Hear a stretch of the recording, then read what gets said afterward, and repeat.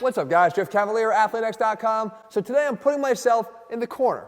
Look, I guess we can call it the coach's corner. Because I'm going to go over a question, and I'm kind of going old school back to the brick wall to answer it. And the question is, why are gymnasts so freaking strong? And I guess for that matter, we can throw in there calisthenic athletes, anybody who really can command their body weight in space. I mean, look at this guy right here. That's pretty damn strong. As a matter of fact, the guys in the background who are lifting weights are in awe of what he's doing here. And that's what happens oftentimes with these impressive calisthenic and bodyweight type exercises. They're not really capable of being done by everybody, even the strongest athletes. So it begs the question, how do these guys get so strong? Well, I think you have to actually ask yourself first, are they actually strong, right? Are they, by definition of strength, actually strong? We're talking about the ability to produce force against an external resistance. And we're talking about, more importantly, absolute levels of strength. Look, Jesse's strong. He's gotten way stronger. But he's not as strong as Thor Bjornsson. And even though Thor outweighs him by about 1,000 pounds, it's actually not being used to his advantage when we're just talking about absolute strength. The fact is, he can lift more than Jesse, he's stronger than Jesse. But when we look at these movements again, we realize you have to be strong to do them. So is there a secret? Well, I think the first thing we need to consider is the body weight of the people doing the exercise. And oftentimes, yeah, there are going to be lighter guys that do these exercises, but that's where the concept of their relative strength comes in. They're able to take that body weight and command it in space in ways that a lot of us cannot. And certainly there's other reasons that cause that, but it does demonstrate a level of relative strength that's pretty damn impressive. Now, that doesn't mean that if this same guy went and stepped over that trap bar in the background there that he could actually lift that.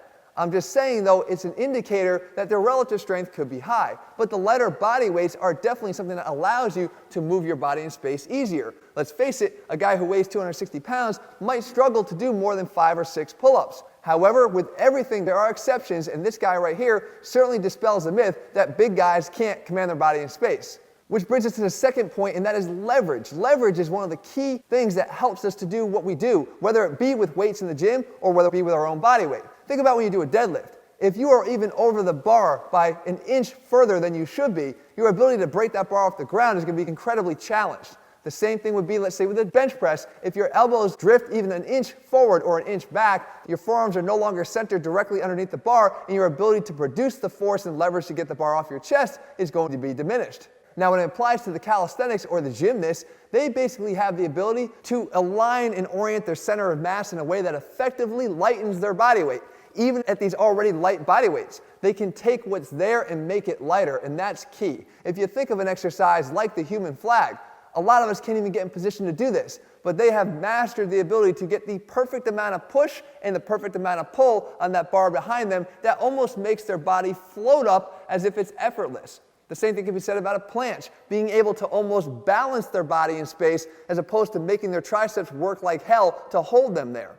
And the same thing can be said about any one-arm variation of, let's say, a push-up or even a pull-up. Both of these become so much easier when you know how to manipulate your body in space as you do the exercise to take advantage of those leverages to work in your favor. But I always point to this other concept, and that is the ability to get your stabilizers working for you as well. So not just leverage, but how to recruit stabilizers to the exercises that you do throughout the exercise. And this is where calisthenic athletes have mastered the concept. Because we talk about this thing called energy leaks. When you do a pull-up, how you do the pull-up matters. I've gone through this in great detail in previous videos, so much so that I say if you can just learn to keep your core tight and your shoulders packed, and even your quads contracted, you can remove the looseness from your body that oftentimes dissipates the force that you're generating into the bar and robs you of the pull-ups that you're capable of doing. When you do this properly, the number of pull-ups you can do instantly goes up, like literally in the next set. And the same thing applies to the push-up too. When you can engage the right muscles and provide stability and rigidity through your body, it moves more efficiently through space. The front lever is another example of this too. Being able to keep those glutes contracted and the core engaged is going to make your body float up, particularly if you know how to engage the lats and utilize them as the main driver of the movement. These are all things that you may not have naturally unless you work at these exercises and these skills. Now, if you're in the weight room, how does this apply? Well, think about a bench press. When was the first time that you actually learned how to utilize your legs and produce leg drive during the exercise? When you did, you likely increased the amount you could lift instantly. Casey Mitchell's been in this gym before, and he has sworn that even through just that one leg, he can generate an additional 40 pounds of force into his bench press to increase his overall strength. It's important. So when you learn, though, that this is actually not just driving the bar up on its own, but getting your low back into an arched position that stabilizes the entire back and assists with keeping your shoulders down and back, it increases your ability through increased stability. So the concept's the same, but we need to learn how to do it through all of the exercises that we do. But I think you have to look into the specific exercises that oftentimes are being done with gymnasts and bodyweight athletes, and we talk about isometrics. There's a lot of research backing the efficacy of isometrics in terms of increasing your strength levels, although it's within a defined range of motion. So if you're performing the isometric in, let's say, the mid-range position of a curl, well, you're increasing the strength within that range of the curl, and maybe a little bit up and a little bit down. Well, again, the benefit of bodyweight athletes is that they're not usually just performing isometrics in one portion of the range of motion of the exercise.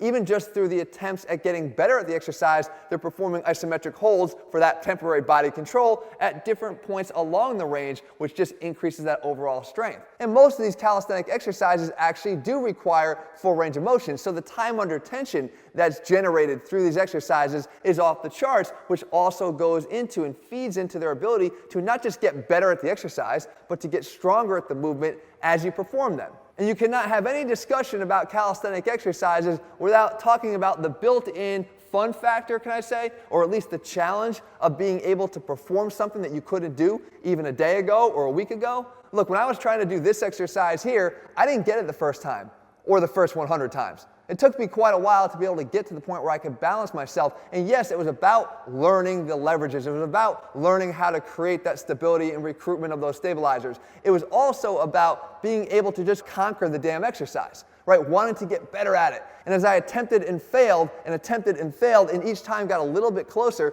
to the point where I was like, oh, that was 5 seconds. Oh, I could hold it for 7. I wanted to I just got really competitive. Well, guess what that brought with it? The natural increase in volume that comes along with trying and trying and trying again. And we know that at submaximal loads, the volume increases are oftentimes capable of driving the gains that we're looking for. Now, don't confuse the fact that some of these exercises, as I just mentioned, could be submaximal. It doesn't mean that all of them are submaximal. Look, we could talk about a one-arm chin-up. If you could only do one-arm chin-up with maximal effort, how is it different than, let's say, one overhead press with maximal effort? At least in terms of your ability to exert the force required to do the exercise, it's still a maximal effort. So overload is possible. And we know through overload we can create muscle gains and strength. So again, we can see very easily how these exercises can do that. The bottom line, as I say all the time, if you want to get the best of all worlds, you got to do both. You want to dedicate some portion of your training to classic strength training and work in the weight room and trying to build up that absolute strength, because it's only going to serve you when you go back to doing that other really important aspect of training that sometimes gets overlooked, and that's the bodyweight mastery, trying to learn how to command your body in space. When we're talking about athletics in the realm of athletic training, you got to be able to do both. Matter of fact, there's 10 calisthenic exercises that I believe every single person should do, regardless of what training style you're following right now. I'm going to link that video for you here. If you found this video helpful and you like this style of video, make sure you leave your comments below and tell me about it. And if you're looking for a complete bodyweight program, guys, we have one at ATHLEAN-X called ATHLEAN-0. If you haven't done so, click subscribe and turn on notifications so you never miss a new video when we put one out. All right, guys, see you soon.